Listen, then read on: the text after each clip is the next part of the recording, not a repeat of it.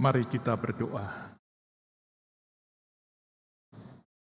Sentuh kami Tuhan dengan kebenaran firman-Mu. Ubahlah kehidupan kami. Bangkitkan kembali pengharapan. Dan biarlah di dalam firman-Mu kami boleh terus bertumbuh. Kami mempercayakan para lektor yang akan membaca firman-Mu,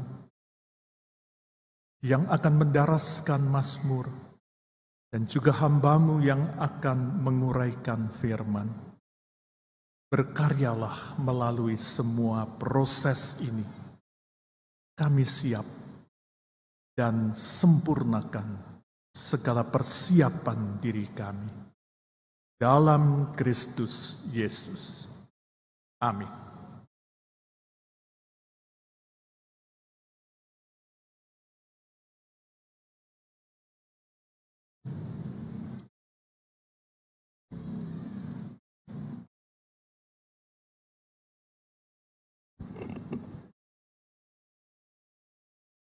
Bacaan pertama diambil dari Bilangan 21 ayat 4 sampai dengan 9. Bilangan 21 ayat 4 sampai 9. Ular tembaga. Setelah mereka berangkat dari Gunung Hor, berjalan ke arah Laut Teberau untuk mengelilingi tanah Edom, bangsa itu tidak dapat lagi menahan hati di tengah jalan. Lalu mereka berkata-kata melawan Allah dan Musa. "Mengapa kamu memimpin kami keluar dari Mesir, supaya kami mati di padang gurun ini? Sebab di sini tidak ada roti dan tidak ada air. Kami muak dengan makanan hambar ini." Lalu Tuhan mendatangkan ular-ular tedung di tengah-tengah bangsa itu yang memagut mereka, sehingga banyak dari orang Israel mati. Kemudian bangsa itu datang kepada Musa dan berkata, "Kami telah berdosa, sebab kami berkata-kata melawan Tuhan dan engkau. Berdoalah kepada Tuhan, supaya ular-ular ini disingkirkannya dari kami." Lalu Musa berdoa untuk bangsa itu.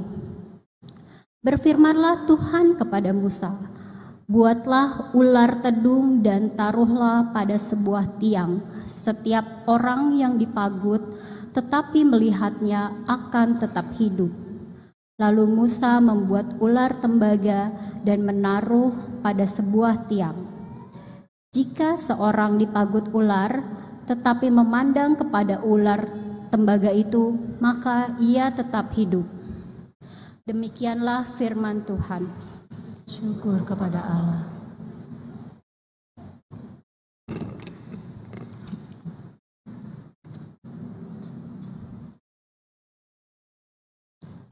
Marilah kita menanggapi firman Tuhan tadi dengan menyanyikan bersama-sama Mazmur 107 ayat yang ke-1 sampai 3 dilanjutkan dengan ayat 17 sampai 22.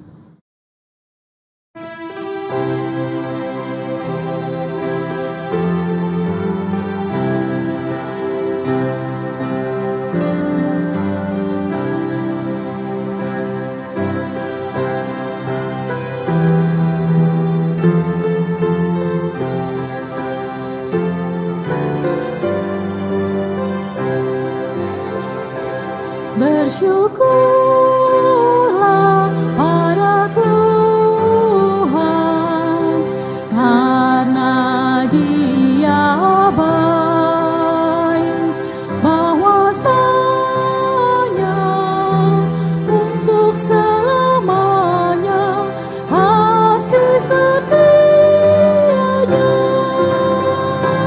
Bersyukurlah pada Tuhan,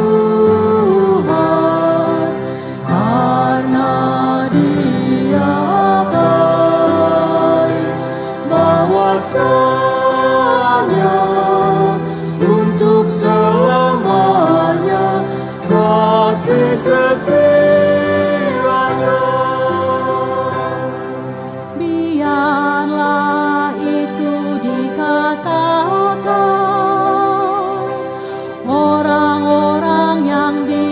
ditebus Tuhan, yang ditebusnya dari kuasa yang menyesakan, yang dikumpulkannya dari negeri-negeri, dari timur dan dari barat, yang dikumpulkannya dari negeri-negeri, dari utara dan selatan. Bersyukurlah pada Tuhan, karena Dia baik, bahwasanya untuk selamanya kasih setianya. Ada mereka yang jadi sakit karena perilakunya yang berdosa, disiksa oleh sebab kesalahan. Salah mereka,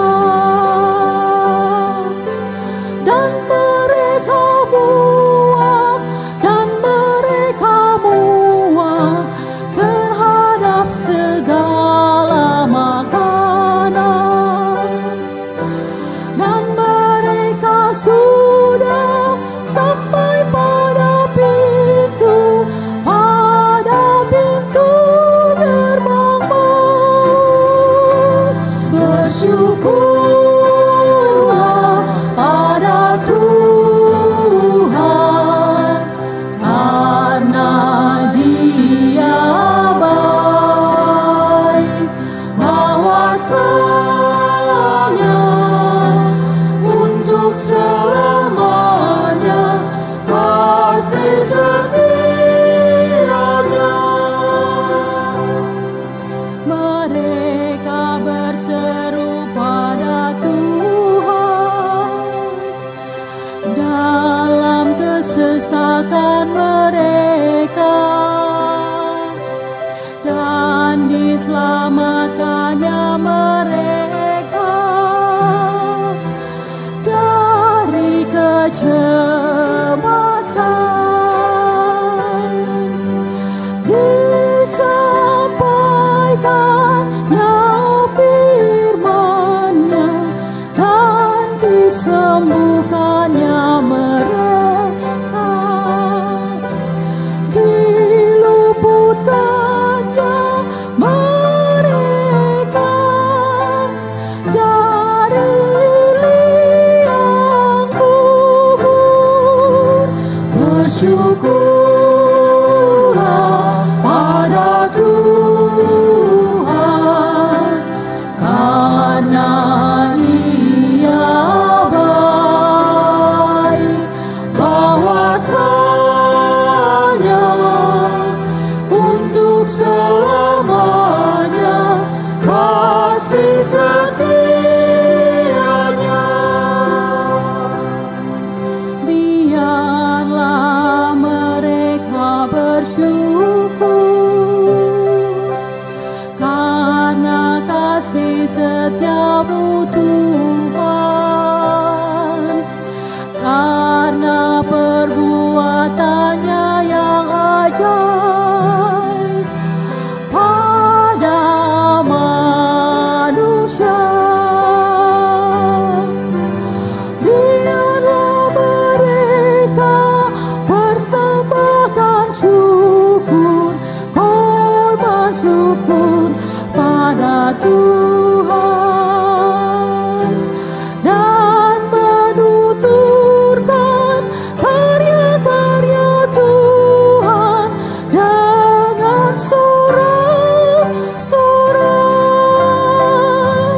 Bersyukurlah pada Tuhan, karena Dia baik,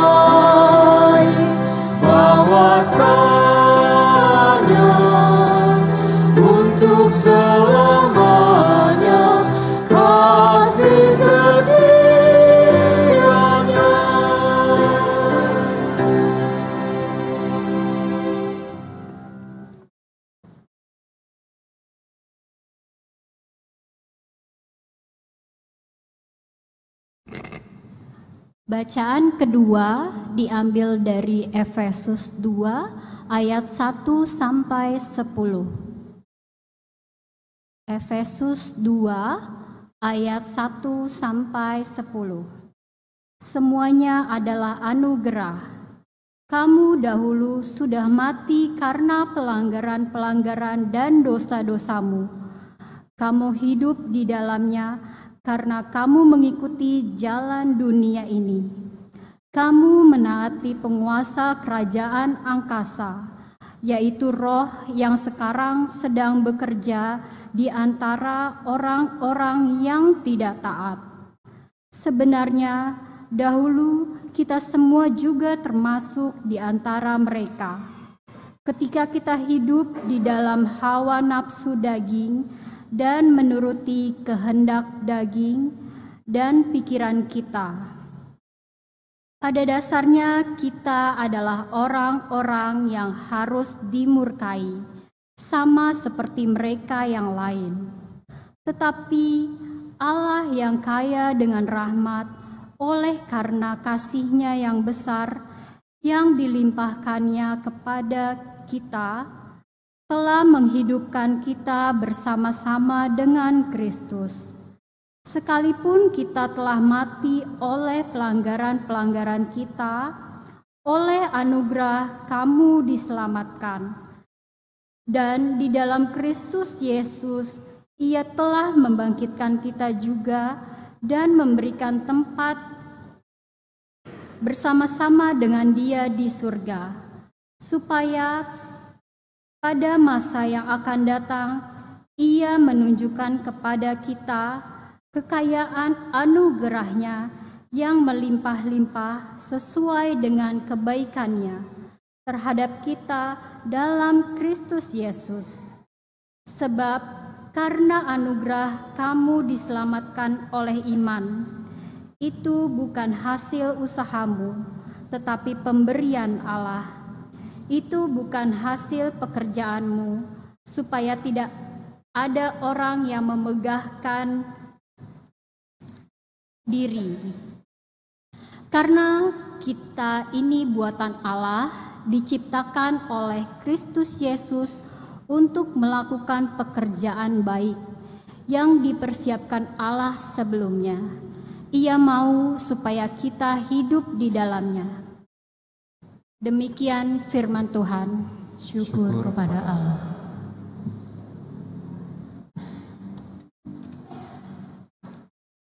Pembacaan Injil diambil dari Yohanes 3 ayat 14 sampai dengan ayat yang ke-21. Yohanes 3 ayat 14.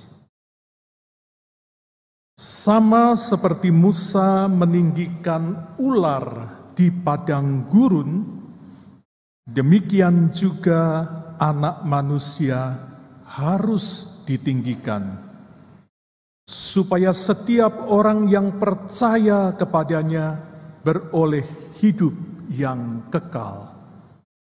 Karena begitu besar kasih Allah akan dunia ini, sehingga Ia telah mengaruniakan Anak-Nya yang tunggal, supaya setiap orang yang percaya kepadanya tidak binasa, melainkan beroleh hidup yang kekal.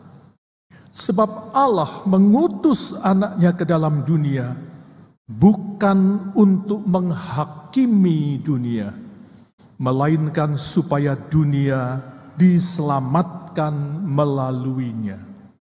Siapa yang percaya kepadanya, ia tidak akan dihukum. Siapa yang tidak percaya, ia telah berada di bawah hukuman, sebab ia tidak percaya dalam nama Anak Tunggal Allah. Inilah hukuman itu. Terang telah datang ke dalam dunia, tetapi manusia lebih menyukai kegelapan daripada terang, sebab perbuatan-perbuatan mereka jahat. Sebab siapa yang berbuat jahat membenci terang, dan tidak datang kepada terang itu, supaya perbuatan-perbuatannya yang jahat itu tidak tampak. Namun siapa yang melakukan yang benar, ia datang kepada terang, supaya menjadi nyata bahwa perbuatan-perbuatannya dilakukan dalam Allah. Demikianlah Injil Yesus Kristus. Yang berbahagia ialah mereka yang mendengarkan firman Tuhan dan yang memeliharanya serta melakukannya dengan setia dalam kehidupan sehari-hari.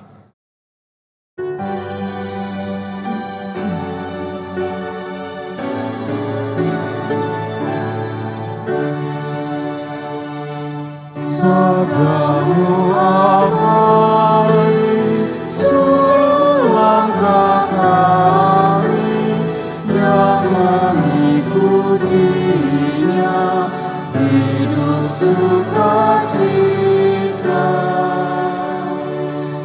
Tolong agar kami rajin mendalami, lalu melakukan sabdamu ya Tuhan.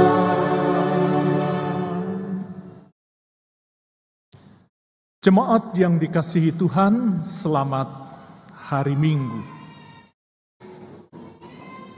Hari ini kita memasuki Minggu Prapaskah yang keempat. Dan tema kita pada hari ini adalah pendosa menjadi pendoa. Ini yang bikin tema rupanya senang bermain-main dengan kata-kata gitu ya.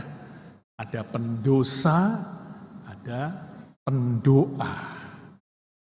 Nah, saudara-saudaraku, antara pendosa dan pendoa itu bedanya tipis.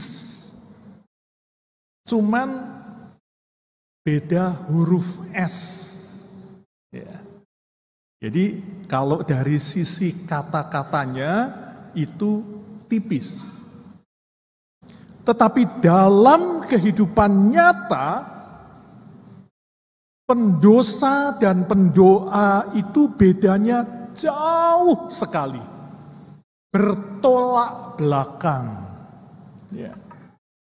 Kalau pendoa itu arahnya itu jelas kepada Tuhan.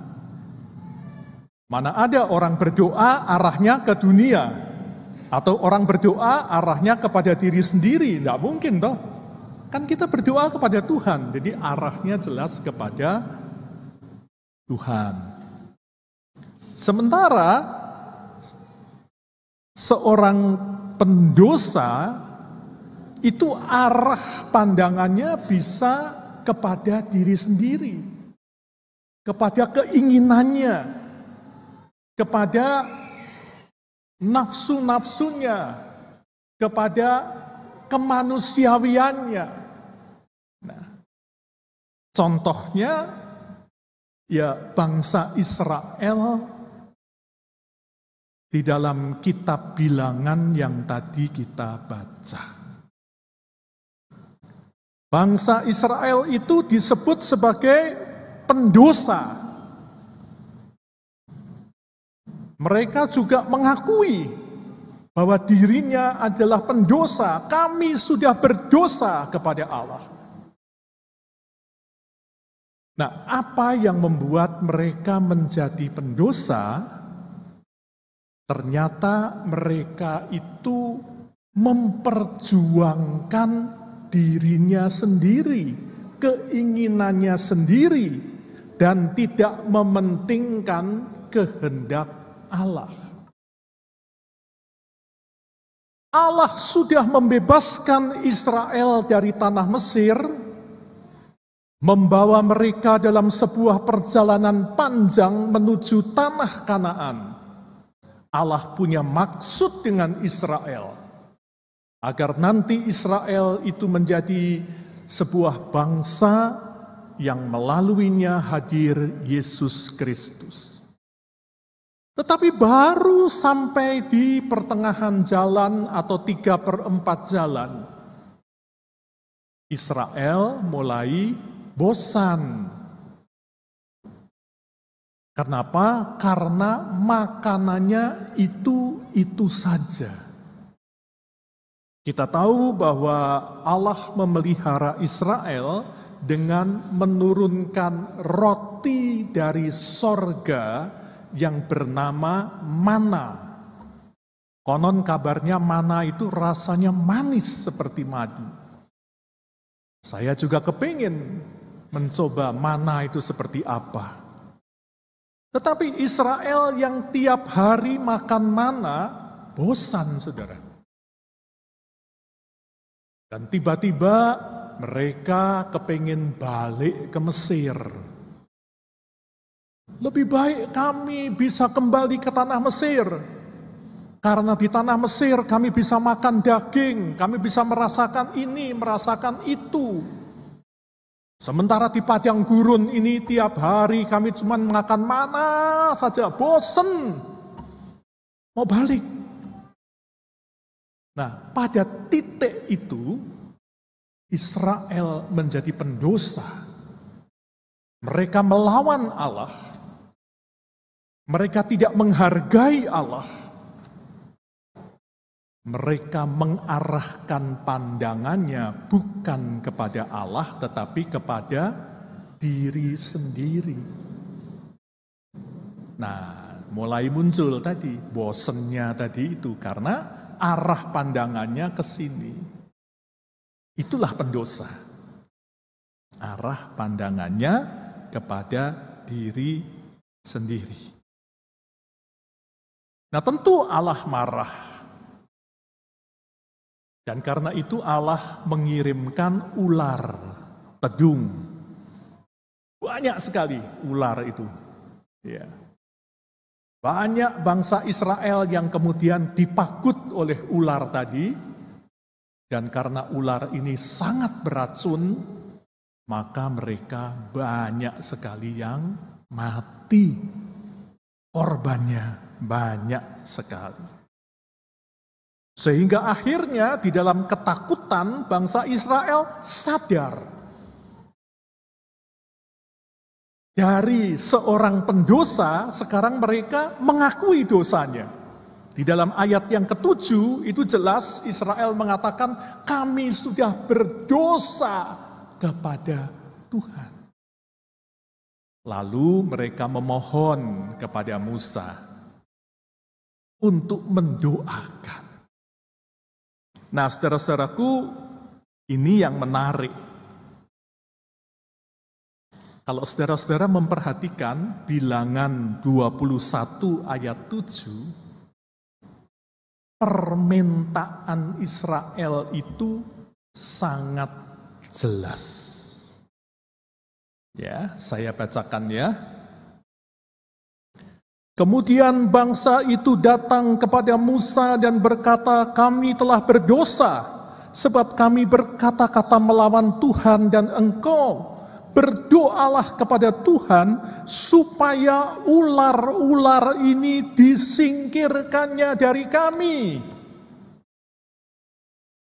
Supaya ular-ular ini ada di sana, ada di sana, ada di sana, disingkirkan daripada kami. Jelas ya permintaannya. Supaya ular-ular itu disingkirkan.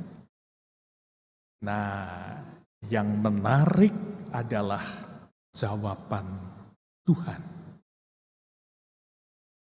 Alih-alih Allah menjauhkan, Allah menyingkirkan ular-ular tedung yang ada di mana-mana itu, Allah malahan menyuruh Musa membuat ular tembaga. Lalu kemudian ditinggikan supaya setiap orang bisa melihat. Lalu kemudian Allah memberikan perintah melalui Musa. Siapa yang digigit ular tedung tadi, pandanglah kepada ular tembaga itu, maka dia tidak akan mati. Meskipun digigit, dia tidak akan mati. Artinya apa? Artinya jawaban Tuhan itu tidak sama dengan permintaan Israel. Israel meminta supaya ular-ular itu disingkirkan. Allah tidak menyingkirkan, membiarkan ular-ular itu, bahkan membiarkan ular-ular itu menggigit bangsa Israel. Jadi nggak disingkirkan. Kalau mau gigit aja. Namun Allah membuat ular tembaga, dan siapapun yang digigit, meskipun digigit, kalau memandang ini, dia tidak mati. Digigitnya tetap, tapi nggak mati. Nah, saudara-saudaraku, tentu situasi ini memunculkan sebuah pertanyaan, ya. Kalau kita membaca Alkitab itu memang harus kritis gitu ya. Kita perhatikan nih, permintaannya ini, kok jawabannya seperti itu? Ada apa? Kan begitu. Ya. Kenapa Allah tidak langsung menjauhkan ular-ular tedung tadi?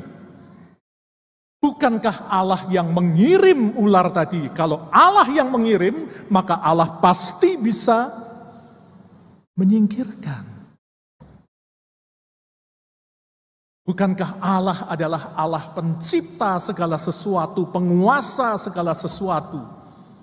Dan ular-ular pun pasti tunduk ke dalam kuasa Allah. Sehingga ketika Allah mengatakan pergi, mereka akan pergi. Jadi persoalannya bukan Allah nggak bisa nyingkirin. Tetapi memang Allah sengaja nggak mau nyingkirin gitu. Lah ini kenapa?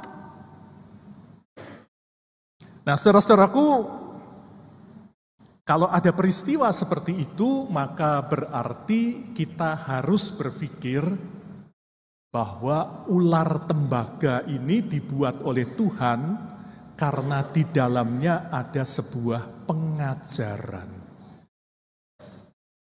Nah, ini yang kita akan belajar. Ya. Yang pertama,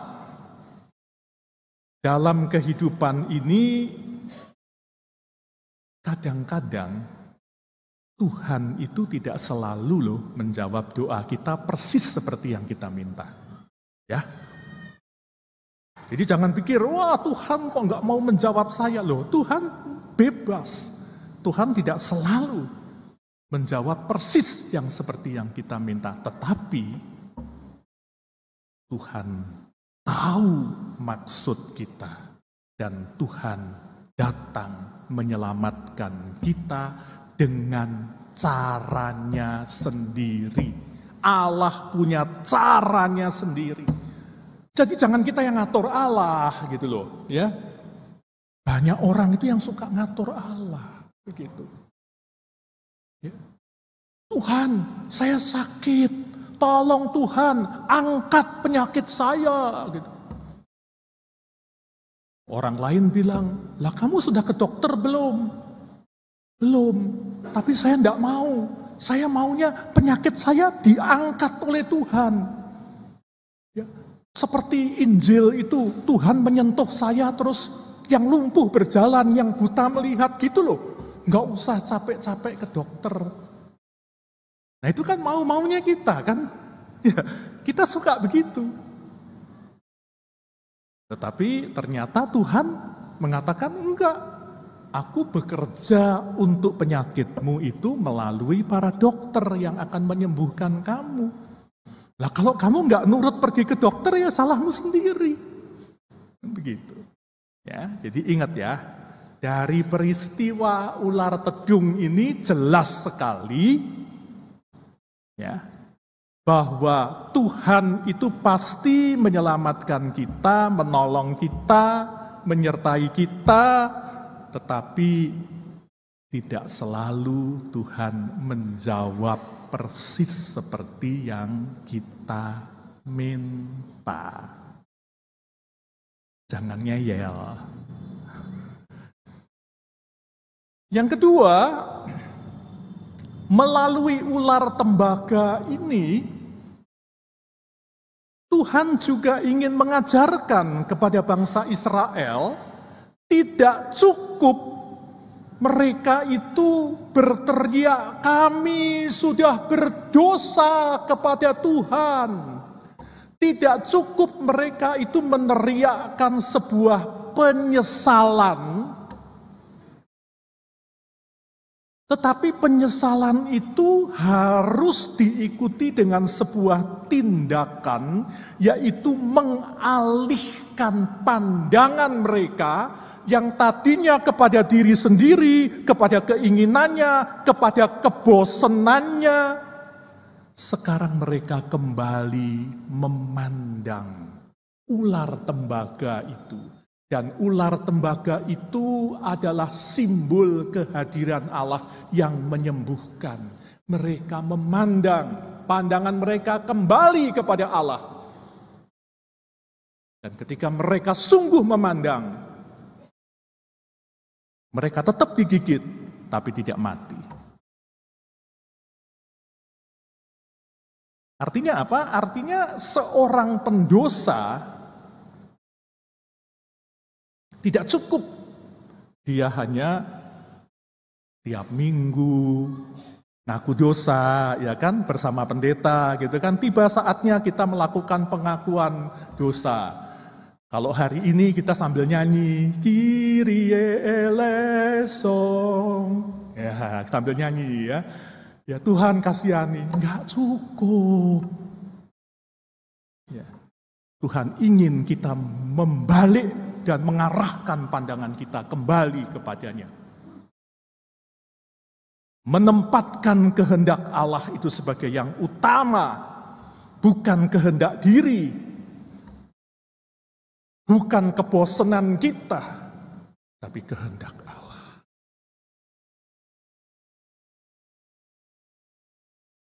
Dan yang ketiga, dengan memandang ular tembaga tadi, umat Israel diajarkan untuk apa? Untuk mempercayakan hidupnya, keselamatannya, masa depannya kepada Allah. Dengan kata lain, belajar beriman.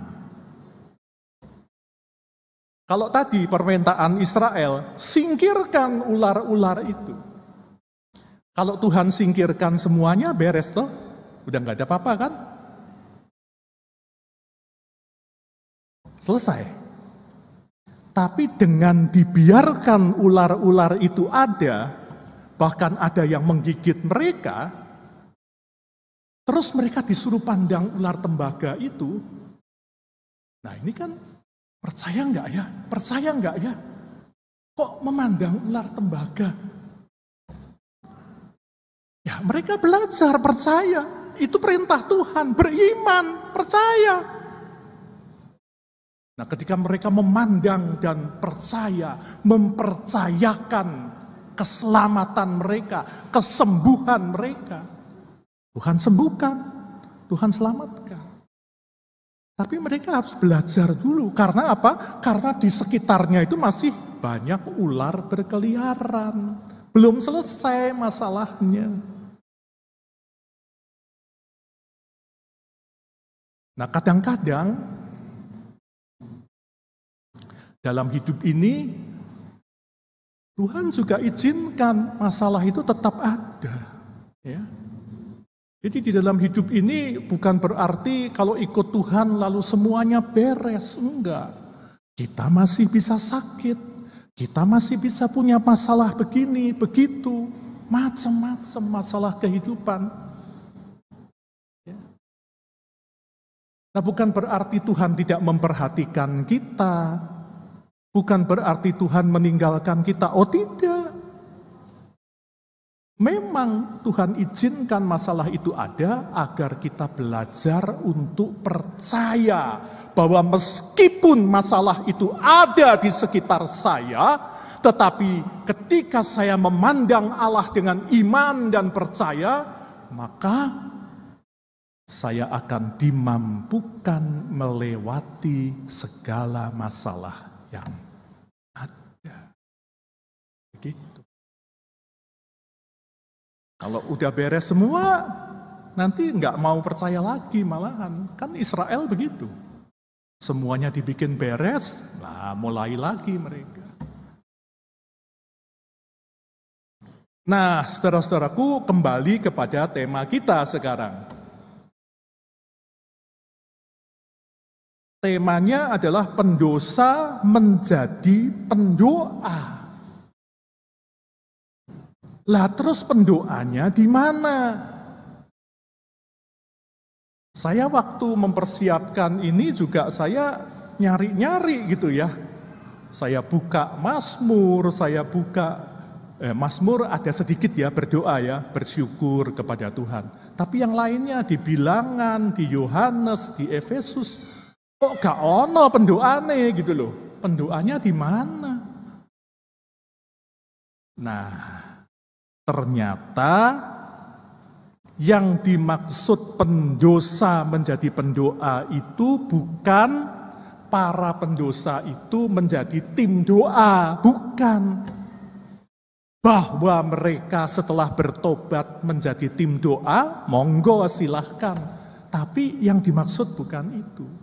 Yang dimaksud menjadi pendoa itu adalah mempunyai sikap seperti seorang pendoa. Nah, sikap seorang pendoa itu apa? Yang pertama, tentu mengarah kepada Tuhan. Tidak mungkin orang berdoa arahnya kepada setan atau kepada dirinya sendiri. Tidak mungkin, arahnya pasti kepada Tuhan. Lalu yang kedua, mempunyai sikap seorang pendoa karena apa? Karena seorang pendoa ketika dia datang kepada Tuhan, itu harus dengan sebuah keyakinan iman, percaya Tuhan akan menolong dia, meskipun bahaya masih ada di sekitarnya. Ya. Jadi itu yang dimaksud dengan tema kita, ya. Jadi bukan pendoanya itu jadi tim doa, tidak. Tapi mempunyai sikap seorang pendoa. Nah, kisah ular tedung ini kemudian disempurnakan oleh Yohanes Pembaptis.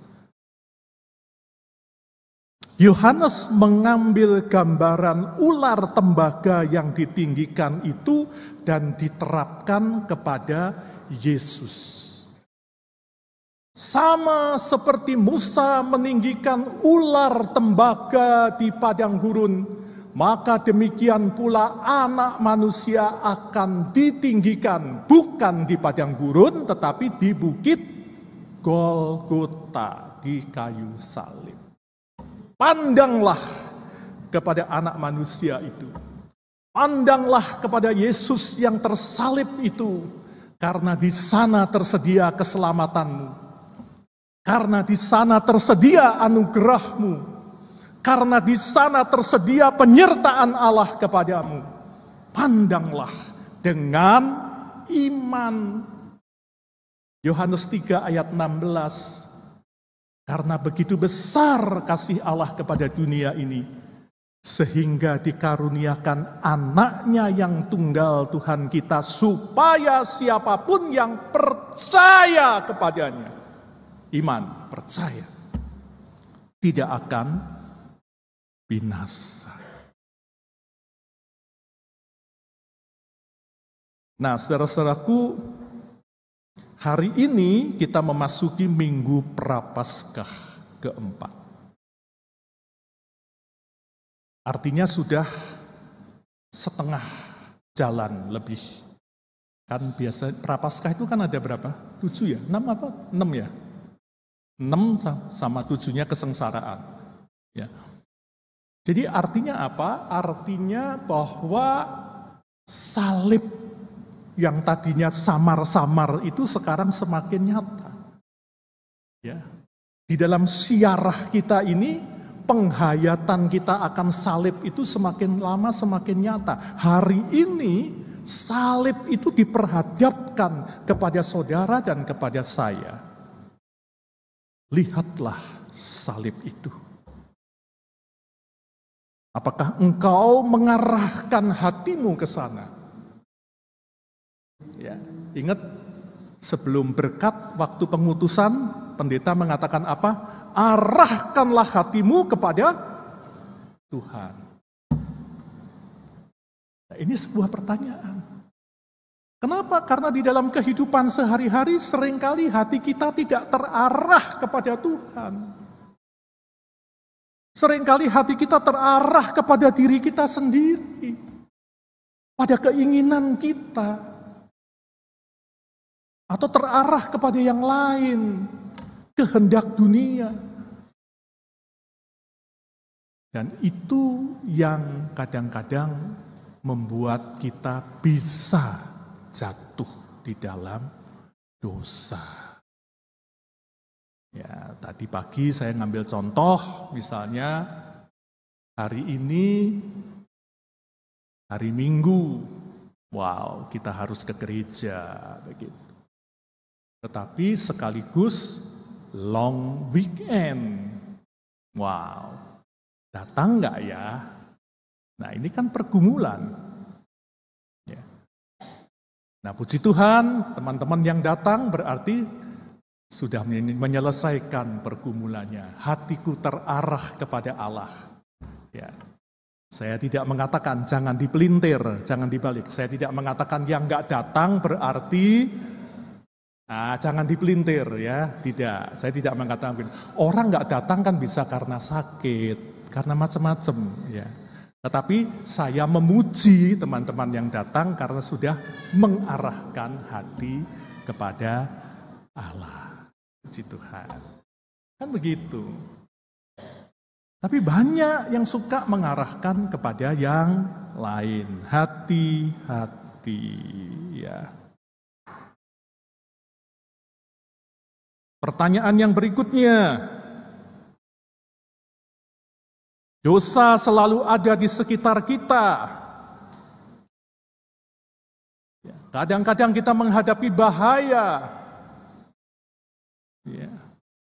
Kalau sekarang ini, konteks sekarang ini, ibu-ibu stres karena apa? Harga beras naik. Ya. 20.000 katanya. Konon kabarnya udah mulai turun, saya nggak pernah belanja jadi nggak tahu gitu. Ya. Tetapi ketika beras turun, harga cabai yang naik. Saya bilang puji Tuhan karena saya nggak suka pedas. Jadi ya mau naik berapa aja terserahlah gitu. Ya. Belum lagi kemudian harga telur naik. Harga apalagi itu? Daging naik. Begitu konon kabarnya saya baca. Wah, ini gimana? Belum puasa sudah begini. Nanti kalau udah puasa makin mahal lagi. Belum lagi nanti kalau sudah masuk masa lebaran makin mahal lagi. Terus gimana ini? Ayo, percaya enggak? Nah ini loh, ya. Tuhan kadang-kadang izinkan semua itu. Tuhan tidak menyingkirkan ular itu. Tapi Tuhan mengajak kita untuk memandang dan percaya kepadanya. Dan siapapun yang digigit, saudara, tetapi memandang tidak mati. Ayo percaya, ya. Jangan takut, jangan khawatir. Kita punya Tuhan yang tersalib, yang mengasihi kita. Datang kepadanya, percaya kepadanya. Yang ketiga, hati-hati dengan rasa bosan. Ini yang Tuhan mau ajarkan. Israel itu kan awalnya berdosa kan karena bosan gitu loh. Ya, makan mana terus. Nah, kadang-kadang kita juga suka gitu tuh, bosan ya. Ya. Bosan begini, bosan begitu, ya. Rasa bosan itu bisa membelokkan arah pandangan kita kepada kepentingan diri kita semata. Dan karena itu tetaplah fokus kepada Allah. Miliki cara pandang para pendoa yang senantiasa memandang Allah. Dan sama seperti Israel yang meskipun tetap digigit ular, begitu juga kita selalu berhadapan dengan bahaya dalam hidup ini. Namun seperti Israel yang memandang ular tembaga dan diselamatkan, maka kita yang memandang Kristus yang tersalib di Bukit Golgota, kita pun akan dijauhkan dari segala bahaya. Mari dari pendosa kita menjadi pendoa, bukan tim doa ya, tetapi memiliki cara pandang para pendoa. Mengarahkan pandangan kita kepada Allah, mempercayakan hidup dan masa depan kita kepadanya. Tuhan memberkati saudara semua. Amin. Kita memasuki saat hening dan kembali persembahan pujian oleh Glorify Voice.